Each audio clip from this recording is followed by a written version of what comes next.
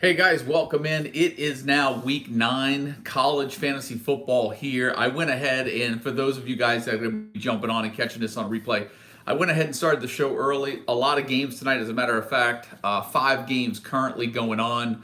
3 of them are at halftime, 2 of them about to go to halftime. So I figured it was a good time to just kind of come on in and jump in. And as you guys make it in live, welcome in.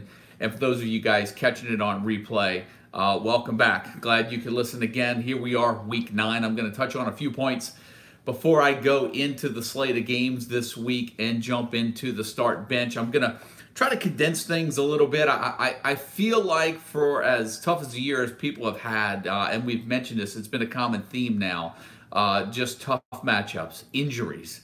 Every single week, the list of injuries have gone on, and they continue to go on this week.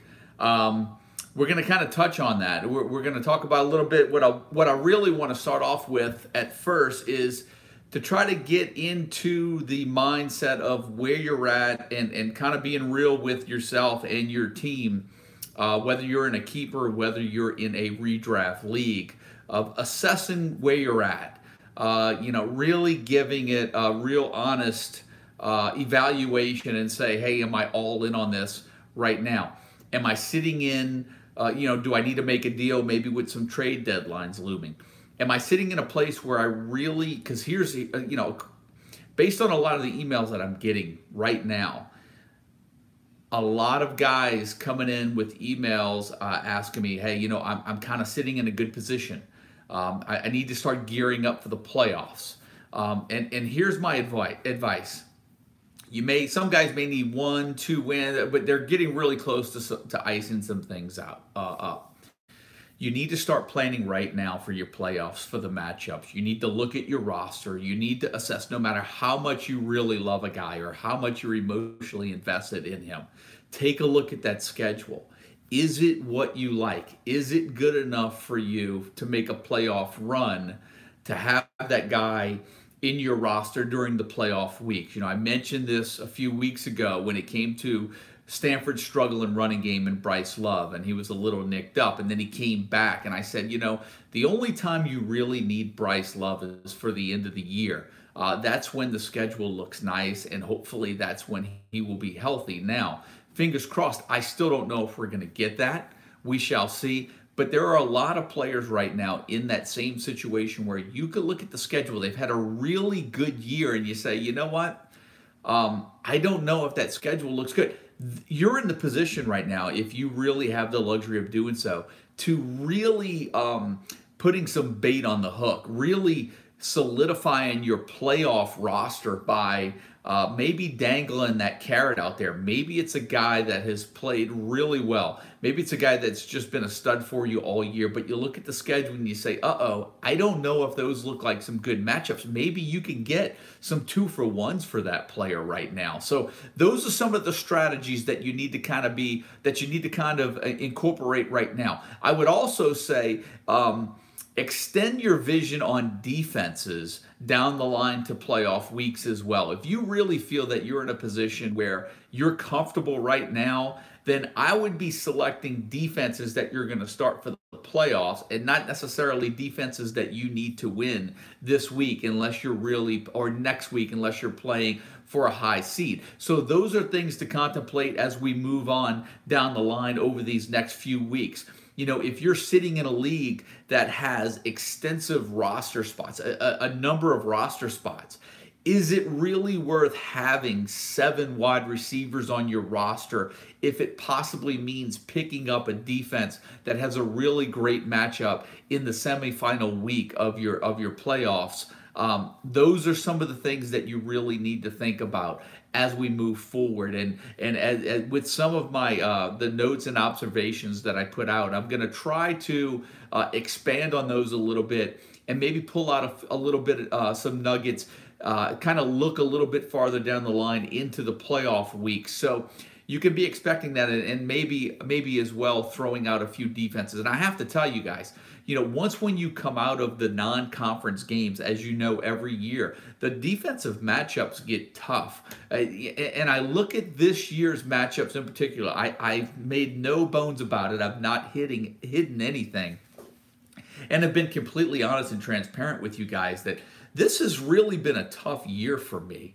I think it's been a tough year for a lot of guys that have been doing and playing college fantasy football for a while with all of these injuries going on. I really think that when you look at the defenses, I even think defenses have gotten tougher to project this year as well. I mean, Alabama scored 70 points, 60 points a game. They're no longer locking teams up, and they're no longer becoming that 31-0, 24-0 shutout every week. Even they're giving up 14, 21 points, it seems like, on a weekly basis. So that makes the defenses incredibly tough to project too, even some of the top defenses. So I think when you look at the rankings from the defense standpoint every week out of that top 10, I want to say there may only be maybe 4 or 5, a 40, 50% clip that really hits.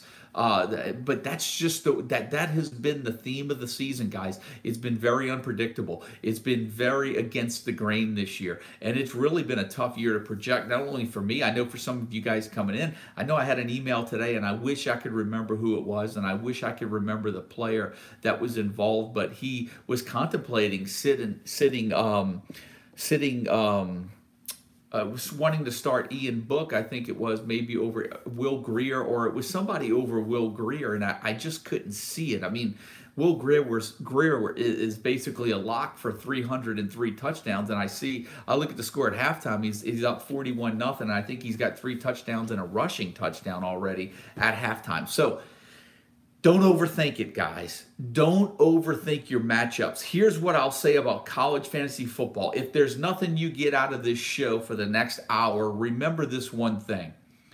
College fantasy football, especially for you guys playing college fantasy football for the first year, maybe second year, it's all about the matchups. It is all about the matchups. That's what makes college fantasy football so unique. But the one thing you have to keep in mind is that we are now 9 weeks into the season. We have a big enough sample size, and I say this every year, maybe about 2 or 3 weeks into the season, when I explain some of the rankings, or if I get emails that come into me asking me to explain player X's ranking to player Y. And here's what I'll say. Given that we have 8 weeks of sample size, you have to take into account security, a little bit of history, a little bit of what the guy has been able to do on a consistent basis, in addition to looking at just the matchup. You cannot knee-jerk and start a guy because he's had one really good week and expect that he's going to do that the next week. I remember thinking back to week 2.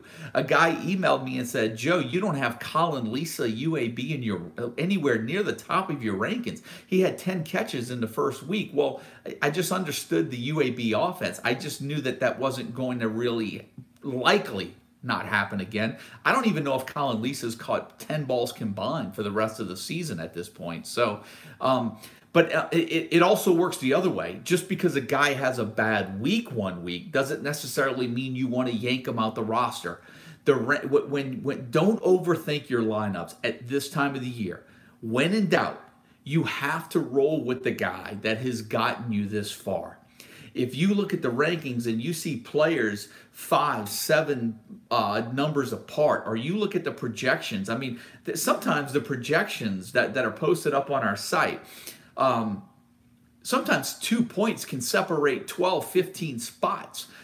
It's really not that much of a difference. You've got to use your intuition. That's the final call. Use the resources that we're giving you, the insight we're giving you, and then use what you know, and take a look at what the player has given you through the first 8 weeks of the season. So, moral of the story is, don't get too cute. Don't overthink the matchups. Those are things that you do the first 2, 3, maybe 4 weeks as we're trying to sort everything out. We're now 8 weeks into the season. We know that Rico Bussey now is the leading receiver at North Texas and no longer have to gamble with Jalen Guyton. Those are the things that I'm talking about. Don't overthink it. We're coming down the stretch. Playoff bids are on the line. And I always say, when in doubt, go with the guys that got you there and don't overthink the matchup. So with that being said, guys, I am going to go ahead and transition into something that I didn't do last week. And I'm going to throw out some names this week I wish I had you guys' names, but I really thank everyone that jumped into the CFF site Total Points League. It's a cumulative points league. And I'm telling you, I looked at the league, and there are about 40 to 45 people within striking distance. And I say striking distance is about 500 points. I think realistically, unless there are some people that have some bad weeks or some people that just have great weeks, you've probably got it about 20 to 25 people that are realistically in the running. But once again, congrats to Trojans, who sits at the top of the league. He has the highest score of the year. 500, I think, in week one he opened up with. He has held on to that lead the entire season. Now his gap is dwindling. His lead right now in real time is down to about 70 points to Fighting Gamecock, who sits in second.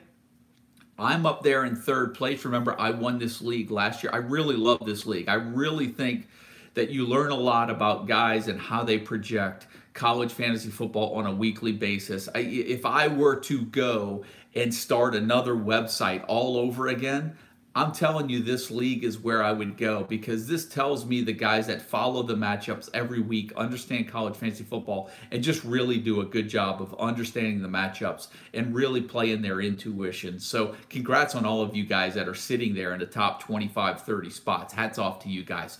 Team Razor Eaters, I know he's been up near the top for most of the year as well. He sits in fourth with JMU Dukes up there in fifth.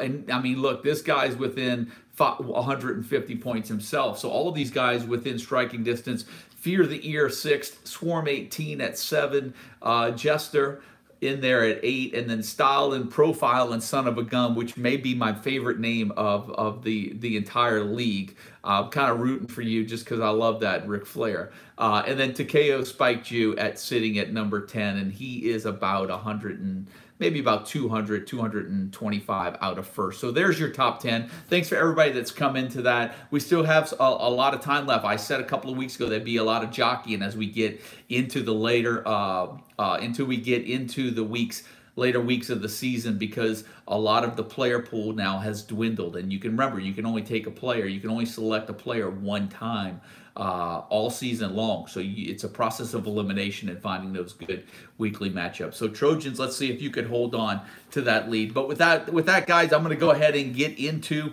the week 9 matchups. Like I said, I don't know if I'm going to spend as much time on some of these matchups. There's already been a number of games that have taken place tonight, but I'm going to jump into the Friday night matchups and start with the Louisiana Tech at FAU. As a matter of fact, I threw out a stat on Devin Singletary last week, and a lot of you guys retweeted it, liked it. One of the popular tweets of the year. Devin Singletary did not score for the first time since week 1 of 2017, when I don't even think he was a full-time starter. He opened FAU opened 2017 with a game against Navy. Devin Singletary did not score in that game, but he has scored. He did score in every single game the rest of the 2017 season, and he scored in every game this season.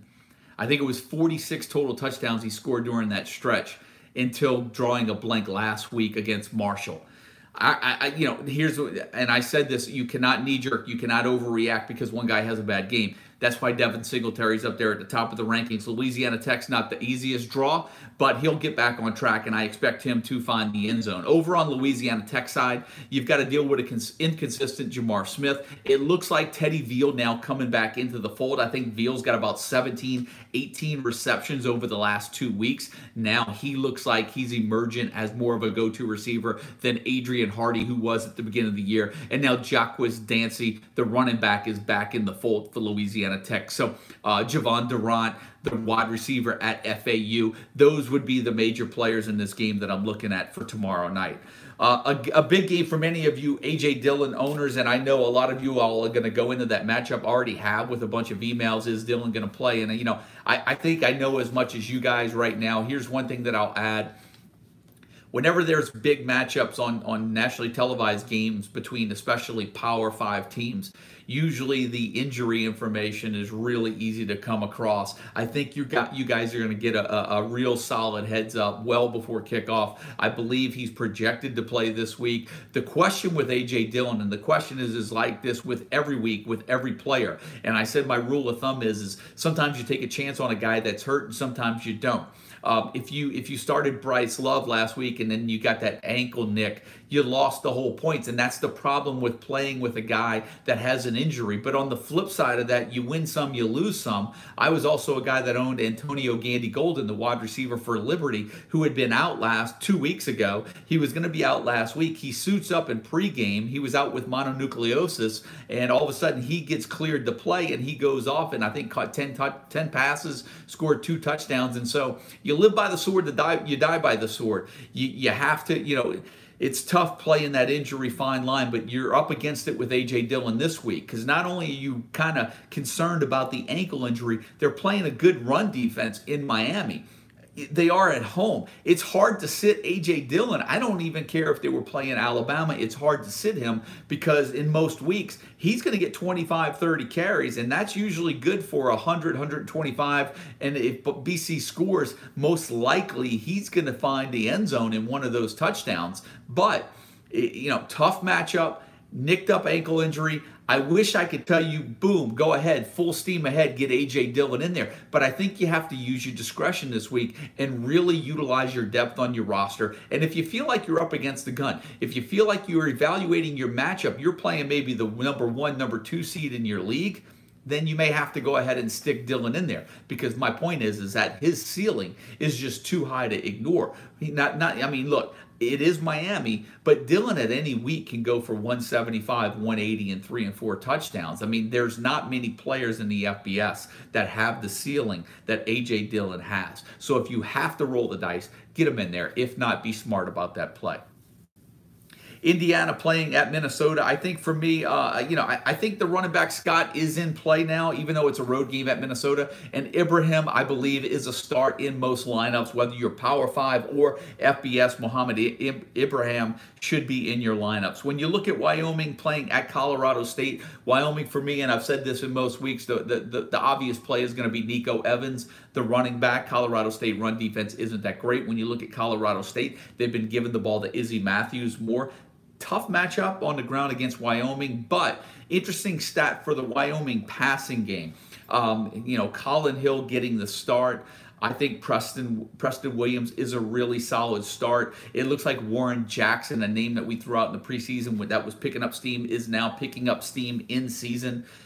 Just a side note, Wyoming, the team in the FBS that have allowed the most pass completions in the entire college football in the FBS. So that bodes well for Colorado State and the passing game. Maybe not chunk plays for Colorado State, but hopefully this is a game where Preston Williams can give you one of those 7 to 10 reception games, get you 100 yards, find the end zone, and that's what I expect him to do tomorrow night. Utah playing on the road at UCLA. I think Tyler Huntley's hot. You ride the hot hand, especially in an offense like that. I think if you have Zach Moss, you go ahead and start him. If Zach Moss can get in the end zone for you, that's really what you need. He's giving you the carries, he's giving you the yards. Now you need the scores to go with it.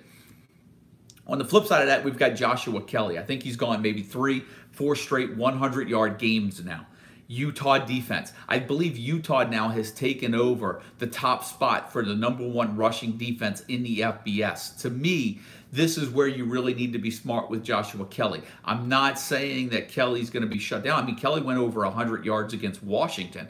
So I'm not saying he's a must bench, but I'm telling you, be careful with Joshua Kelly this week. I know I have him in a couple of leagues, and it's just... if you want to weigh your options out, Utah is not an easy draw for Josh Kelly and the UCLA offense this week, even though they're at home. Clemson playing on the road at Florida State. And, when you look at Clemson, Trevor Lawrence is all that. He is everything I think he was hyped up to be. I just said this a couple of weeks ago. Don't expect any fantasy 40-pointers from him, but he's a good quarterback. What that means, though, is it's good for Travis Etienne if you continue to be a Travis Etienne owner. A little tougher matchup this week, but I think he's going to be okay. I think it bodes well for T. Higgins. Ross as well in the passing game for Clemson. I think you get Higgins in there. Looks like he's getting better as the year progresses. And then on the Florida State side, you have to be a little careful. Playing against Clemson's defense, DeAndre Francois, I don't know if many people are going to go with him. Nyquan Murray, I can see him being a play at the receiver spot, especially in Power 5 leagues. And be careful, you FBS leagues, with Cam Akers. He hasn't had a 100-yard game. I thought for sure he would get it last week. It looked like he was stuck on 98 yards for basically the whole fourth quarter. He did find the end zone twice. He doubled his touchdown output already just from that one game. But remember, going into that game against Wake Forest, he did not have more than one touchdown, and he had not broken the 100-yard mark barrier. There's nothing to make me believe that he's going to do that against Clemson this weekend. Wisconsin playing on the road at Northwestern, and I think for obviously Wisconsin, it's all about Jonathan Taylor over on the Northwestern side.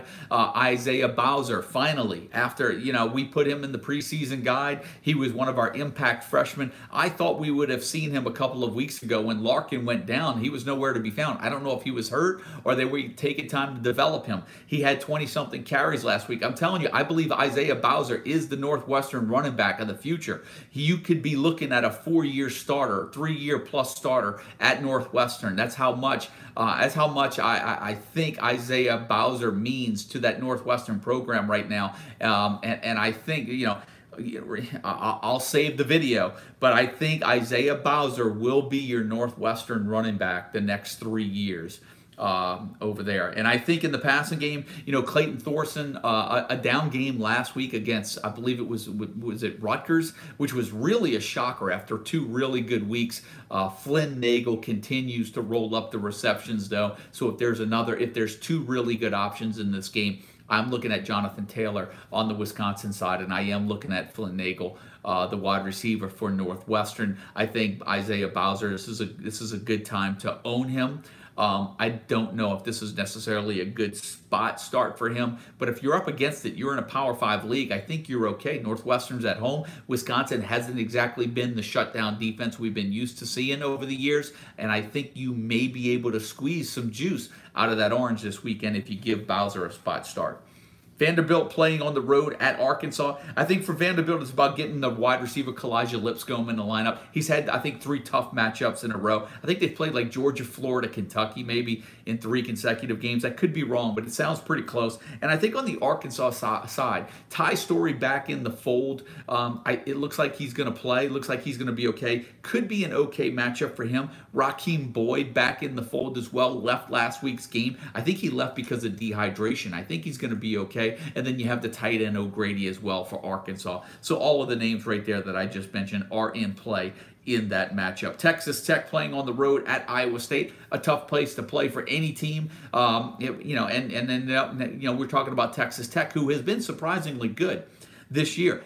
Alan Bowman got the start last week. There was a lot of questions. Was it going to be Duffy? Was it going to be Bowman? I went all week thinking it was going to be Duffy, even put Duffy in the start sheet. And really, luckily, we found out before kickoff that Bowman had been warming up with the first team, and we were able to get him in the lineup. When you look at Bowman, I think that makes Henry, the running back, a little more valuable now that he's not as mobile as somebody like Duffy is. And then you have to look at the receivers. Wesley, Vasher back in the mix now, and Jadion High. I think those are the 3 names you roll with at receiver for Texas Tech. And when I look at Iowa State, I look at really the 3-headed guys of Brock Purdy, David Montgomery, Hakeem Butler, the wide receiver. Those are the 3 names that are in play for Iowa State. Wake Forest playing on the road at Louisville, and in my honest opinion, the only thing that I like in this matchup is Greg Dortch and maybe Sam Hartman if you need him, the quarterback for Wake Forest. But here we are again with Dortch in a situation where he's kind of battled and been nicked up, so do you really want to chance it? I think you're going to be okay. I think this is a good matchup. Remember what Greg Dortch actually was lost for the season after the Louisville game last year, and I think that was the game he exploded for 4 touchdowns. UConn playing at home against UMass, and look, David Pindell is definitely a start. I think Kevin Mensah for UConn is a sneaky sleeper start in this matchup playing at UMass. I think Hergy Mayala could be the sleeper wide receiver in this matchup. You got Ross Comas for UMass. that is going to start now that Andrew Ford is out for the season with a torn meniscus. You have Marquise Young, who looks like he is probable for this matchup. There's no reason why he shouldn't put up yards. You have Andy Isabella, who is our #1 ranked receiver this week.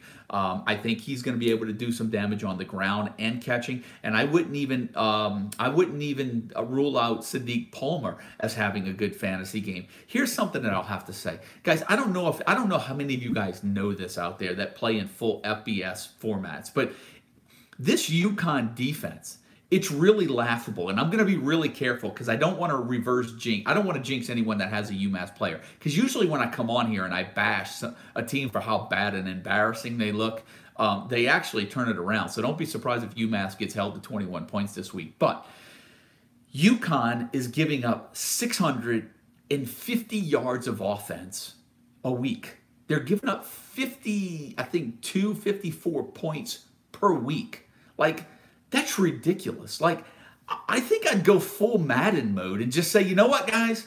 We're playing goal line defense every game, every play, every snap, and they're just going to we're covering everybody one-on-one on the outside. We're playing Madden style. It's like we're playing our little brothers in Madden. We're playing goal line defense every play, and we're going after the quarterback. I mean, how do you give up 650 yards a game? Is just, that's ridiculous. Like, I think I can have everybody, like I said, play goal line defense every play, and I think I can get them not to give up 650 yards of offense. That is just absolutely ridiculous. It's coming to a point where now in this weekly game that we play the Total Points League, the first thing that I'm looking at is who's the team playing UConn, and I'm putting 2 of the guys on the other team in my roster. I've got Ross Comas and Andy Isabella. So look, guys, I'm not making any bones about it. I'm putting them in my lineup. If you want to go ahead and tag along and attach your hitch as well, go ahead. But I'm telling you who 2 of my plays are already, and it's those 2 guys playing against that UConn defense.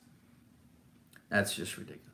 Army playing on the road at Eastern Michigan. You know, I threw out Mike Glass a couple of weeks ago on the email. It looks like he's been banged up. I'd kind of shy away from him, even though he'd been playing really well and having some good fantasy games. But the news coming out of Eastern Michigan sometimes is just so tough. You never know what you're going to get. Maybe Shaq Van would be a sleepy play if Glass is definitely out. And over on the Army side, will Hopkins play? Will he not? We don't know for sure. He didn't play last week. Darnell Woolfolk, maybe a sleeper running back in that particular matchup. Power 5 matchup, Purdue playing on the road against Michigan State. And I tell you, I said that I have missed a bunch this year, guys, and I am not afraid to admit when I'm wrong. But DJ Knox as a start last week may have been my call of the year against that Ohio State defense. I was glad that I had him, and I'm glad that I started him and I had him on that start list. But I have to tell you, I am a little concerned for the Purdue offense this week, even though they're on a roll. I know that Michigan State team is reeling, but you just never know on the road.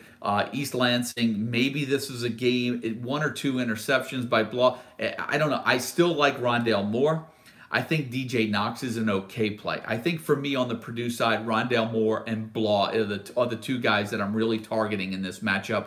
If I have Knox, I am looking elsewhere to see if I'm finding a better matchup on my roster. And on the Michigan State side, I just don't know if I like anything at all. I don't know if I like anything at all. Maybe LJ Scott if I'm like trying to hit one from half court, but I don't know if I like anything in that Michigan State offense right now.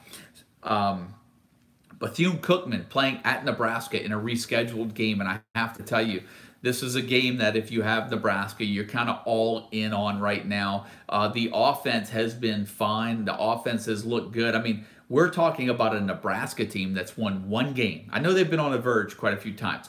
They've won 1 game, but yet they have a fantasy stud quarterback. They now have a fantasy stud running back in Ike Zigbo. They have possibly a fantasy starter this week in Maurice Washington as a backup running back. And then you've got Spielman, who's playing lights out as a top 10 receiver over the last few weeks. And then you've got Morgan as well. This matchup for a Nebraska team with 1 win, you're looking at possibly depending on which league you play in and what's your style and format, possibly 5 starters out of this Nebraska roster this week in a home game against FCS opponent Bethune-Cookman.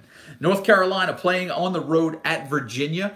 Virginia Look, Bryce Perkins, it was one of my calls at the beginning of the year. I drafted him in just about every league, and I'm telling you, I have to ride him out. I think this is a great matchup for Perkins. I actually was a little iffy about Jordan Ellis. I was hoping Ellis was going to be out this week. I think he's playing, but I'm curious to see how much he's willing to. I'm curious to see how healthy he is, because there's one observation that I've made is that Virginia has not used Zaccheaus a lot in the run game, not as much as they did last year. I actually think this is a really good matchup for not only Perkins this week, for Zaccheaus as well. And I know he's been a little helter-skelter, schizophrenic, up and down. This could be the game right here where he has another big week. And over on that North Carolina side, I'm just a little scared of the running back rotation. Is it going to be Carter? Is it going to be Williams? I just don't have enough confidence in that North Carolina offense right now to stick anybody in on a consistent basis, and I'm not rolling with any of those guys this week. Southern Mississippi playing on the road at Charlotte, and I think if I have Charlotte, Benny LeMay's got to be in the lineup. If I got Southern Mississippi, I've got Kez Watkins in there. Maybe I go with Jack Abraham, the quarterback. Travinsky, Mosley, the freshman running back that's been playing really well the last 2 weeks. He was on our waiver wire this week. I would say weigh your options. I'd say be a little cautious with him. That Charlotte run defense is good. It's not great, but it's really good. Better than what you would expect from Charlotte. This may be a week maybe where you've grabbed Mosley and you don't necessarily need them. You look at the matchup and you say, wow, conference game against Charlotte. But I'm telling you, Charlotte's run defense isn't that bad. So be careful if you plan on playing Mosley this week. Coastal Carolina playing on the road at Georgia State. Obviously, if you have Marcus Outlaw, he was a start last week in our start bench. He will continue to be a start bench against that Georgia State run defense. And I even think Torrance Marable is a possible spot starter for you guys in full FBS leagues. And actually, Dan Ellington is a great sleeper quarterback in your full FBS leagues, but he's a little banged up right now, so I'm concerned on whether or not he's actually going to play. But Dan Ellington, go back, bookmark him, put him on a watch list. He's had some really good numbers both on the ground and throwing the ball. And I think if Dan Ellington is healthy and is okay, I think Penny Hart could be a decent start for you this week as well. TCU playing on the road at Kansas. I don't know if I'm doing anything other than Puka Williams for Kansas, and I don't even know if I'm playing him this week at all. I think for me, for TCU, Michael Collins is a possibility, especially for you guys in Power 5 leagues. And I think you have to go with Jalen Reagor. Obviously, Kevontae Turpin dismissed this week. And so that puts the passing game, it puts it all on the shoulders of Reagor, and I think he's going to be okay. He's had a good season. So I think Jalen Reagor is the one guy in this matchup that I'm looking at. Florida playing Georgia, right? The cocktail party. Here it is. Tough matchup. We had a tough matchup, Georgia LSU, just a couple of weeks ago. We had the Georgia Mississippi State matchup last week. We've got these SEC matchups where it's like, it's not like we're talking about Nebraska with 5 players. We've got Florida, Georgia. We had LSU, Mississippi State. We got Mississippi State, Texas A&M this week. These SEC matchups, I'll tell you what I'm looking at out of Georgia, Florida. I'm looking at maybe Riley Ridley, the wide receiver at Georgia, being a starter, maybe in a Power 5 league. And then when you're looking at Power 5 leagues as well, because a lot of you guys do play Power 5 only, I do think you have to start. I do think you've got to get LaMichael Pirine in there, and I do think maybe DeAndre Swift and Elijah Holyfield possibly could be starters as well.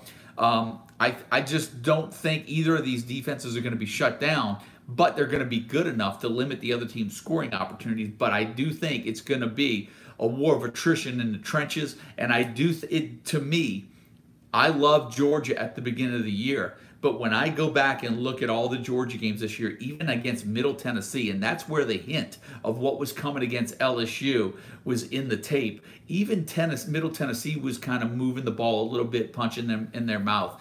And so I do think Florida is going to give Georgia a heavy dose of the run game. And it wouldn't surprise me to see LaMichael Pirine top the 100-yard mark and find the end zone. But we'll see how that plays out this week.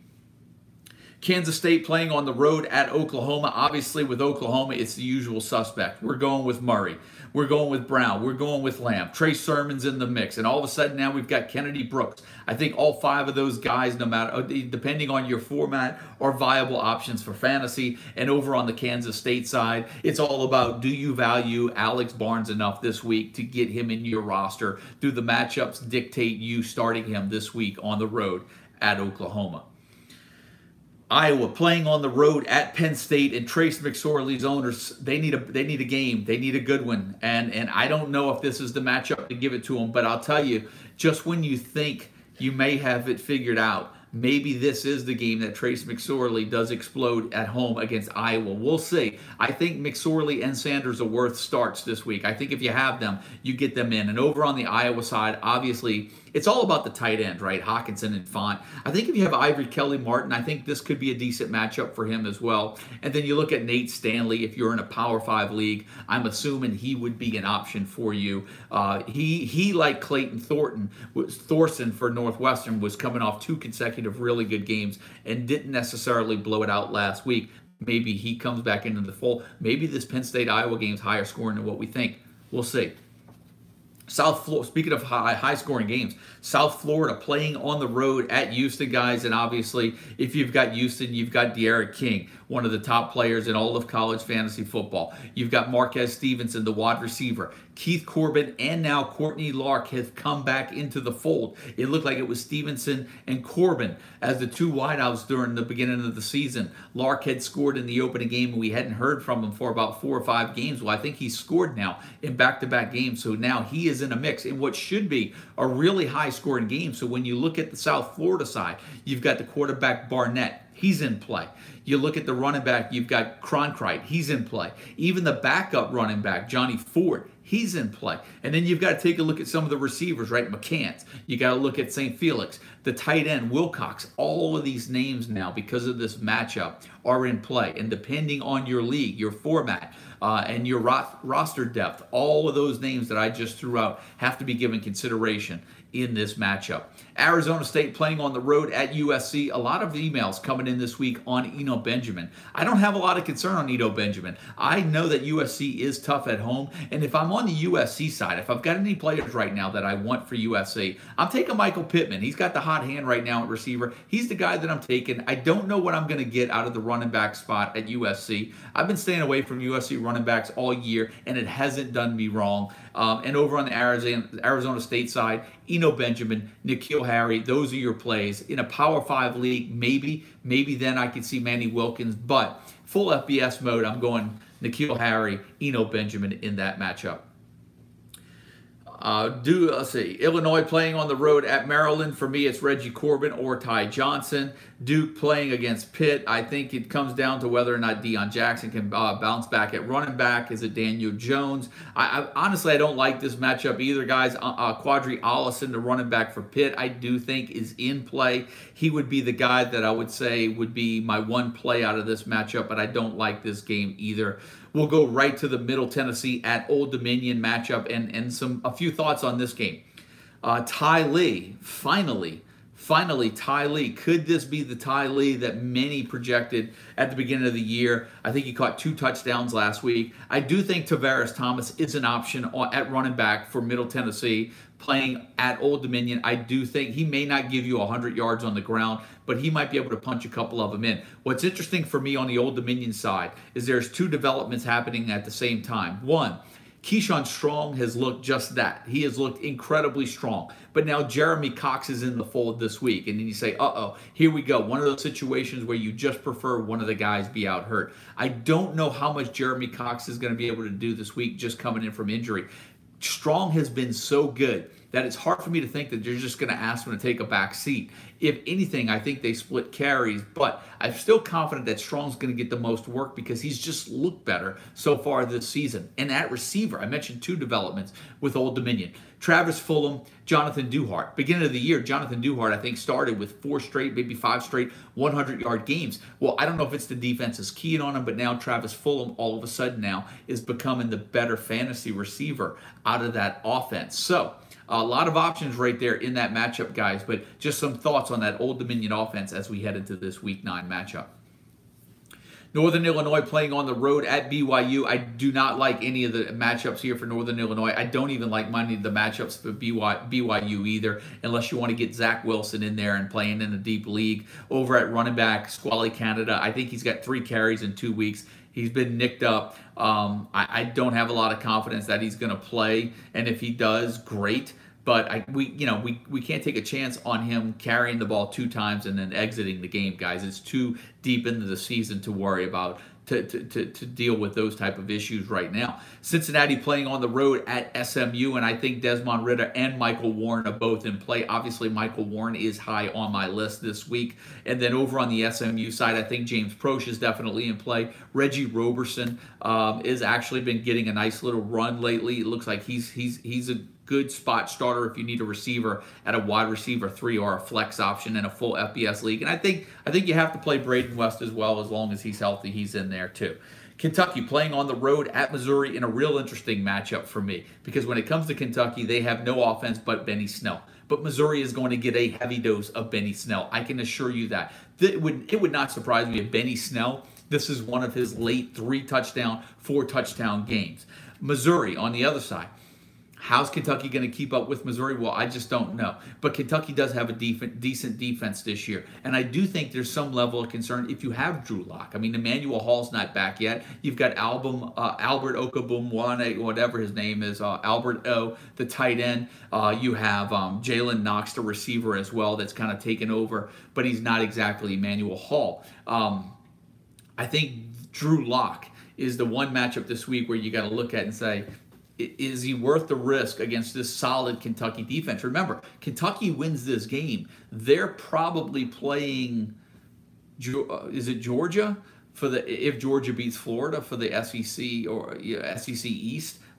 They're still alive to win the SEC East. And that defense is pretty good. If their offense was only better, it would be great. But it's a great matchup if you have Benny Snell this weekend, and I am concerned if you have Roundtree and Crockett against the Kentucky defense. I just don't know. Here's what I'm confident of. I'm confident Missouri's going to score some points this week. I'm confident Kentucky's going to score points, but I know where Kentucky's points are coming from. They're most likely coming from Benny Snell. I don't know where Missouri's points are going to come from. Is it going to come from Drew Lock touchdown passes? Will Albert O catch a touchdown pass? Will it be Knox? Will Crockett score a touchdown? Will Roundtree score a touchdown? I just don't know. I don't have a lot of confidence in any of those guys but Benny Snell in this matchup, but I do understand. Power 5 league, maybe, conference-specific league, you do have to roll. You have to consider your matchups in this league, but those are just my thoughts on this matchup.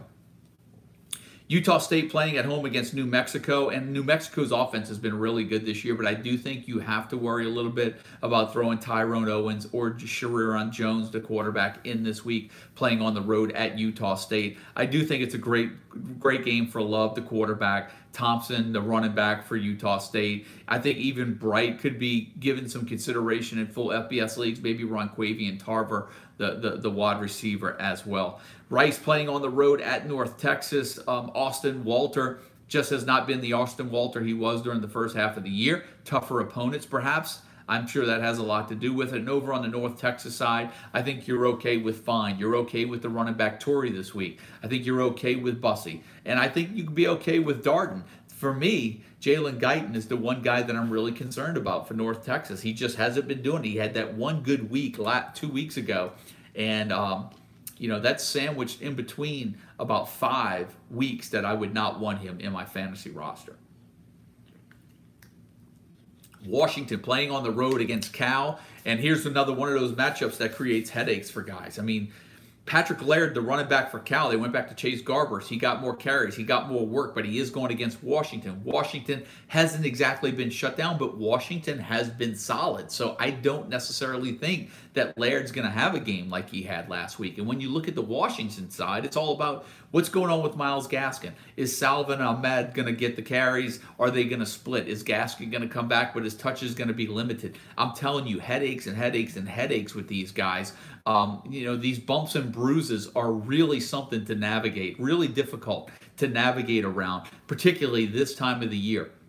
I think Jake Browning, I don't think he's a fantasy start unless you're playing conference-specific or Power 5. Aaron Fuller probably does need to get some consideration, though, at the receiver spot. UNLV playing on the road at San Jose State, and this game has a sneaky potential to have some fantasy has fantasy potential from some players that may not be on rosters. And I say names like Tyler Nevins, the running back for San Jose State. We all know that Oliver, the tight end for San Jose State, is going to be a good play. He's in our rankings this week. But over on the UNLV side, UNLV's offense showed life last week against Air Force, which I thought would dominate UNLV. But UNLV found the passing game. And Darren Woods now is actually a pretty decent start in this matchup for UNLV. I mean, obviously, Lexington Thomas is going to be a solid start, but now Darren Woods, I believe, for UNLV has caught a TD pass, I want to say in 5 games this year or in 5 consecutive games, but he's got 5 touchdown receptions. I think that's what it is. But for UNLV receiver at this time, that's pretty good. So check out Darren Woods, maybe a Tyler Nevins, in this matchup if you're looking for a sleeper in a deep FBS league for a fill-in due to an injury or a bye week. Washington State playing at Stanford. And you know, when I look at this matchup on paper and I've watched Stanford play, I look at this and I just say, I do not think I'm really worried about the Washington State offense in this matchup. Now, I have been wrong a lot this year. Maybe this is where I'm wrong. But Gardner Minshew has been playing lights out. I think for me, maybe the concern a little bit is with James Williams and Max Borgi, the running backs. I don't know how much you're going to get there, but I do think that Washington State's going to do some damage in the passing game. I do think Minshew is definitely worthy of a start. And when you look at the matchups, you know, you've got Martin, you've got Patman. You know, I just think the receivers for Washington State, you get them in there as well. There's nothing that really scares me about Stanford right now because their offense isn't getting going. And because their offense isn't going, their defense is on the field a lot longer and being exposed right now. And when you look at the Stanford side, Arcega-Whiteside should be in this matchup. He's going to be a must-start from this particular point on. He should be a must-start every week, probably from about 3 or 4 weeks ago. But I think if there's a sleeper in this matchup, maybe it's Cameron Scarlett. Maybe I just have a hard time seeing that Bryce Love is really going to play and play consistently unless he sits out for a couple of games. I would almost be willing to say that Bryce Love's better off just sitting out the rest of the year for his own benefit. But for me, I think Cameron Scarlett, I like the way he looked in the game. He looked shifty last week. He looked like he had a little movement in him, and I'm worried that Bryce Love's just not going to give him that, even if he does try to play. So that's sort of my sleeper call on Stanford this week. Texas A&M playing on the road at Mississippi State. I think this is going to be a defensive game, but I don't know how you walk away from Travion Williams or Jay Sternberger, the tight end for Texas A&M. I do think they need to be in your lineup. The offense is going to go through Fitzgerald, the quarterback, Nick Fitzgerald for Mississippi State. I just don't like the way that Mississippi State offense has looked. I want to say they're only averaging 9 points in their 3 conference games or 4 conference games. That Mississippi State offense has just looked bad, and I have to tell you, for as much as I like the possibility of Nick Fitzgerald giving you a 30-point game, I'm just not concerned. I just don't know if I would be starting Nick Fitzgerald this week. NC State playing on the road at Syracuse. Have a tidbit on this game I definitely want to throw out at you guys. But I think on the NC State side, Reggie Gillespie is definitely going to be in my lineup. I think you have Kelvin Harmon is definitely going to be in a lot of lineups as well. When you look at the Syracuse side, here's what I'll say. I think I could be wrong, but my call right now today is that Tommy DeVito is going to close out this season getting most of the work for Syracuse. I'm not saying that Dungy's not going to get a lot of playing time. I'm not even saying that Dungy's not going to start. He could. When I just watch the two play, it just looks different. It just looks different. And I have to tell you, for someone that's been off of the Syracuse offense all year long, if DeVito is the quarterback, you better get in there. And I did this in one of my leagues. I scooped up Jamal Custis, and I scooped up Sean Riley in another league. And I have to tell you, if DeVito is the quarterback, I'm looking at production again now from the Syracuse receivers. We'll see if that's right. But here's the thing. If you are looking for some difference makers down the stretch, what better spot to find it than in a Syracuse offense that you know what they're capable of producing with a quarterback that could sling the ball around the park?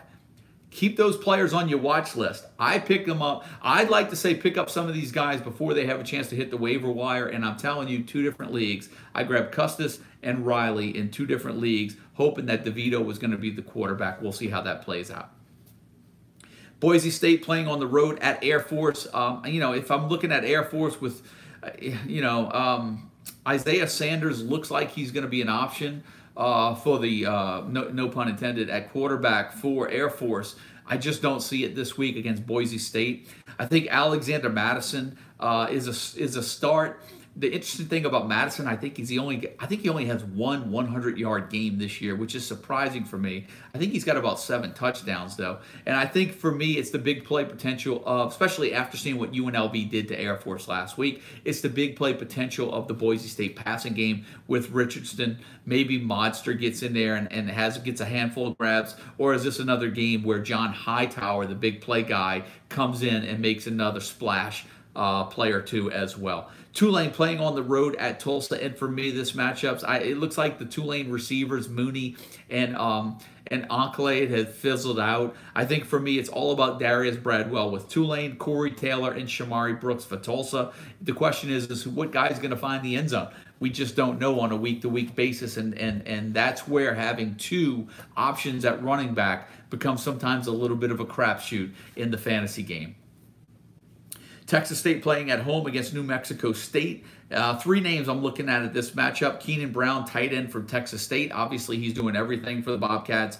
And then over on the New Mexico State side, Jason Huntley coming back in the fold at running back, who we were high on at the beginning of the year. And then Christian Gibson, the other running back. I think this could be a decent game for both of those guys. UAB playing on the road at UTEP. Quite honestly, I'm going with Spencer Brown in this game. Tennessee playing at South Carolina. I'm considering Ty Chandler, the running back at Tennessee. And on the South Carolina side, I'm looking at Deebo Samuel. Maybe I get Brian Edwards in there if he's healthy. And maybe a bounce back game for Rico Dowdle. But I think those guys are all like taking risks. It's all a roll with the dice. Let's see here. Notre Dame playing on the road at Navy. And look, I'm expecting a big game from Notre Dame. I think if you have Ian Book, you have Dexter Williams, you have Miles Boykin, you get them in. Maybe this is a good spot start for Chase Claypool at a flex spot. Maybe this is a good spot for Alize Mack, the tight end, to get him in there this week. I like the matchup for Notre Dame this week, particularly in the passing game. I do think they're going to try to establish the run early, though, and it wouldn't surprise me to see Dexter Williams rip off a big run early in this contest. On the Navy side, just don't know what we're going to get. It looks like it's going to be Navy Malcolm Perry as a slot back. Not you can never take everything for sure with the way that for granted with the way that Navy have looked lately. Quite honestly, I'm staying away from the Navy offense, and here's why. Even if you have Malcolm Perry, unless you're able to play him at a slot back position, he's just not worth putting in your lineup, because in most leagues, you have to start him at quarterback. And for that reason, I'm staying away from Navy. Texas playing on the road at Oklahoma State.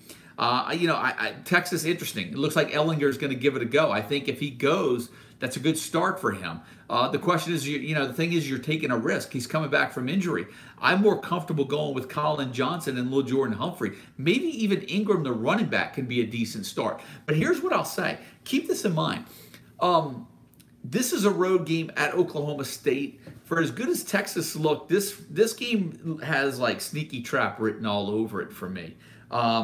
I think Taylor Cornelius, Tylan Wallace, Justice Hill are all good plays for Oklahoma State, but there's something about this matchup that just doesn't smell right when I look at the point spread. And I'm really worried about Texas going in there and pulling this one out, after winning the games they've had. It wouldn't surprise me to see them lose in Stillwater this week. Oregon playing on the road at Arizona. Khalil Tate obviously seems like he's practicing. It's 50-50 if it's him or Rodriguez. Guys, I would just suggest staying away. I don't even know if I would start J.J. Taylor this week as well. On the Oregon side, you've got Herbert, you've got Verdell, you've got Mitchell. Those are the 3 names that I'm rolling with the most, and I do really like C.J. Verdell this week on the road at Arizona. Hawaii playing on the road at Fresno State, and I think this is an interesting matchup as well, and it's going to be a late one. A lot of you guys are going to stay up and watch this one. Going to be one of the 3 late matchups on Saturday night. I think Marcus McMaryion and Keyshawn Johnson and Rice, the tight end for Fresno State, are obviously all must starts in this matchup. And I think over on the Hawaii side, I think Cole McDonald, John Ursua, and Cedric Byrd should all get start consideration, but I'm not saying that they're a slam dunk, and I am about to add something to one of their players in our start bench that I'll elaborate on in this matchup since it's right around the corner, because with San Diego State and Nevada closing out the week, I was expecting bigger things from Chase Jasmine, but that San Diego State running game just has not been the same since Juwan Washington went down. And I do think San Diego State has been vulnerable in the pass game this year. I've watched them enough to see that. I think Ty Ganji could be a decent play. And if he's a decent play, maybe that puts McLean Maddox back in the fold. Maybe you get a sleeper, a deep sleeper like a Elijah Cooks. Maybe Caleb Fossum does it. I don't feel overly confident in the Nevada offense, guys, so don't hold me to that. But if you're stuck between like Ty Ganji and somebody that's on a bye, instead of going in there and picking up somebody off the waiver wire, you might want to go ahead and give them a shout this weekend. So here we go. We're going to do the start bench. I'll get into a few of the questions. I saw some come in when I was doing the show. But I'm going to go ahead and start with the bench list. I'm going to go ahead and start at the bottom with Cam Akers. I think it's fairly obvious. Cam Akers, running back, Florida State, playing at home. Even at home, he's a bench against Clemson. And here's the deal. Cam Akers, he finished 2 yards shy of what would have been his first 100-yard rushing game of the season last Saturday against Wake Forest. His 126 yards of total offense and 2 touchdowns helped the Seminoles to a 38-17 win last week against Wake Forest. Unfortunately, Akers will go from playing the worst scoring defense in the ACC to playing the best scoring defense in the conference, as the Clemson Tigers are only allowing 13.4 points per game. And for me, Cam Akers is a Week 9 bench. Second player on the list, Travinsky Mosley, the running back, Southern Miss, playing on the road at Charlotte this week, guys. And I mentioned this early in the show. After totaling 215 yards on the ground over the past 2 games, Mosley landed on our Week 8 waiver wire. However, fantasy owners may want to wait a week before starting the freshman back, as Southern Miss travels to Charlotte and faces the nation's 6th best run defense. And for me, Travinsky Mosley is a Week 9 bench. Now, the running back, Austin Walter Rice, playing at North Texas this week. And I have to tell you, it was tough to keep Walter out of the lineup throughout the first half of the season. He totaled over 80 yards of offense in each of Rice's first 6 games and scored 5 touchdowns during that stretch. However, Austin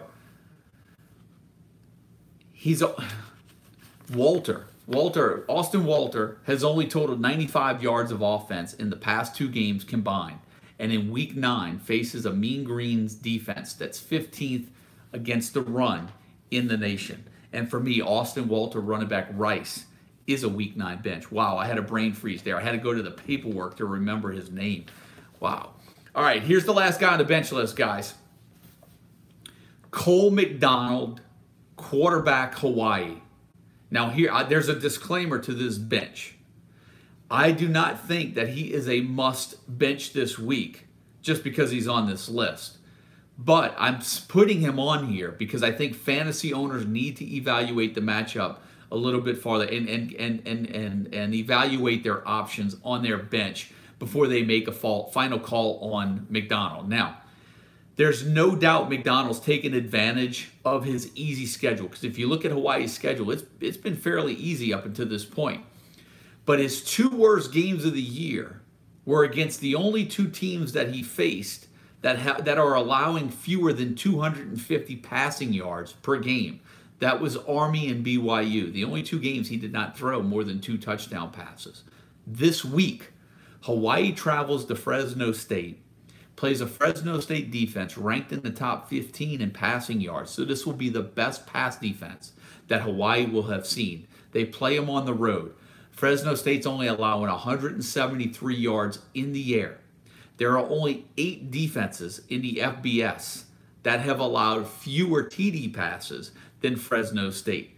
And those names are like South Carolina, Clemson, Florida, Georgia, Notre Dame, Mississippi State. Those are the only teams that have allowed fewer TD passes than Fresno State. And there's only one team in the entire country that has more interceptions than Fresno State with 13, and that's LSU with 15. So not only is Cole McDonald a questionable bench, but I've also given you a defense that might actually be worth starting if your league takes into account turnovers and maybe sacks. For me, Cole McDonald, not necessarily a must bench, but he needs to be considered benching this week in week 9 on the road at Fresno State. Long-winded one there, I know, but I had to kind of explain myself for that. Jalen, let's get into the start bench, to the start list, guys. And I've got 4 names I'm going to throw out you really quick because in a week like this, I don't know if anybody's really off limits. But here's some names. I like to stick with some of the fringe guys on the emails that have come in. And so those are the 4 that I plucked out.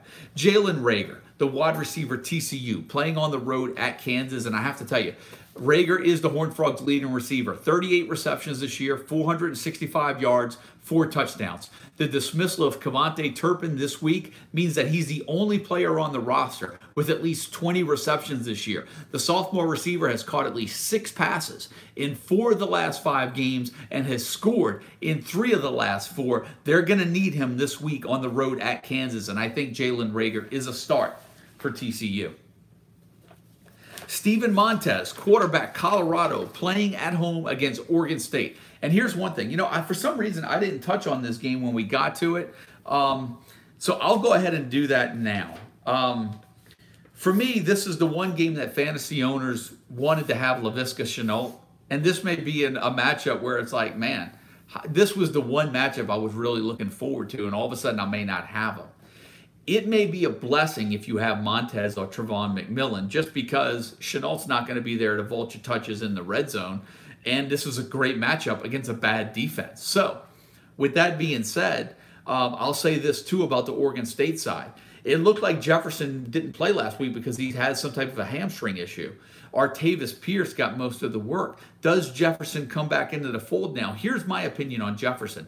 It's hard to sit him if he's healthy. You're talking about the number 3 rusher in the FBS, keeping him on the bench for Artavis Pierce. I know they're both really good, but I'd have to tell you, from what I've seen from Jefferson, he's hard to keep out of the lineup. But I don't know how you start him this week now, knowing that he may not even get more than 2 or 3 carries if that hamstring acts up. And then Artavis Pierce is all of a sudden now in the line of fire because he's slated to get the start. But what if Jefferson comes back and he gets most of the carries? I'm telling you, really tricky situation on a lot of teams out there for running backs this year.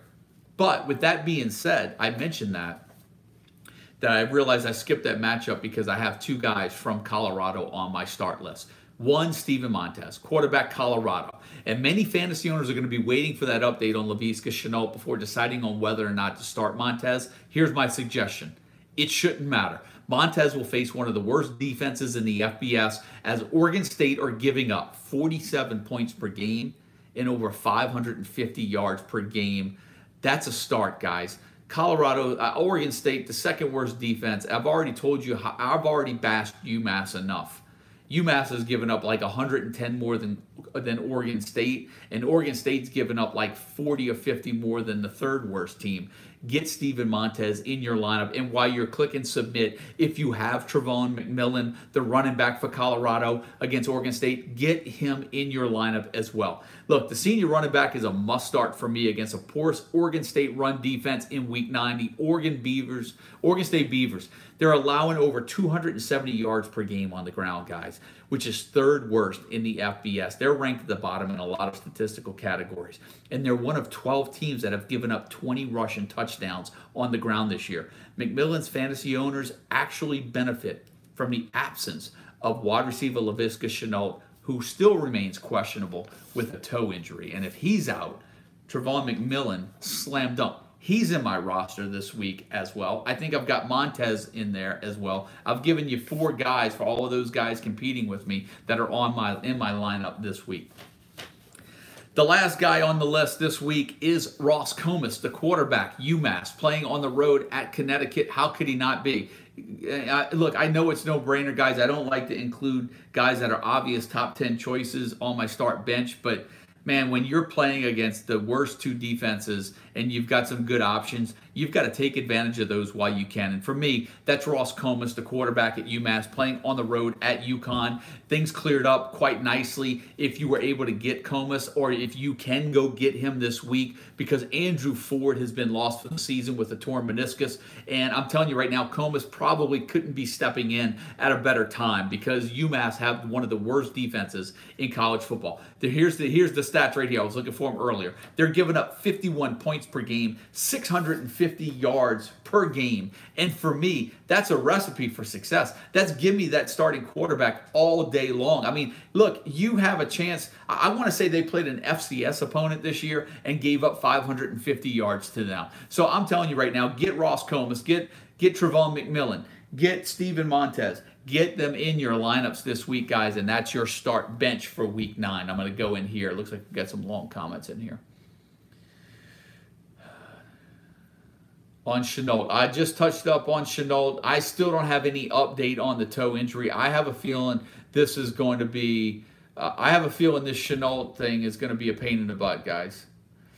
But if we get some clarity, I'm going to try to get it out there on the site. You know, sometimes it's tougher on some of these late games because you have to have decisions made early. That's the tough part with having some of these matchups. And I skipped over the matchup for some reason, so I didn't necessarily get the time of that Oregon State-Colorado game. But if it's any time after maybe 3:30 Eastern, it gets a little tough. And there it is. It's at 2 o'clock, right in the middle of the day. So we'll see how that pans out.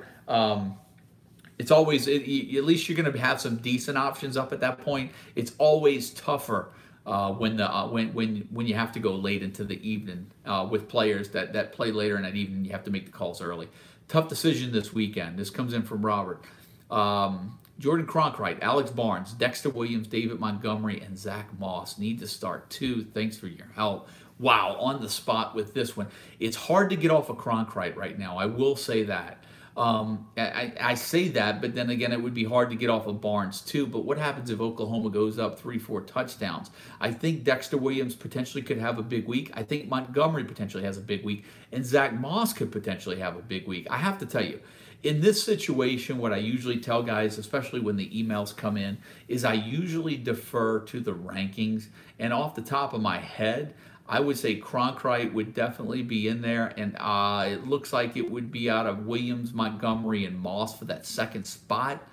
Check the rankings, Robert, and get back with me on an email tomorrow and follow up with me on that as I look into those guys a little closer. Going up against Greer tonight, so need a miracle. Yeah, I have A.J. Dillon and Trey Williams. Need to start one.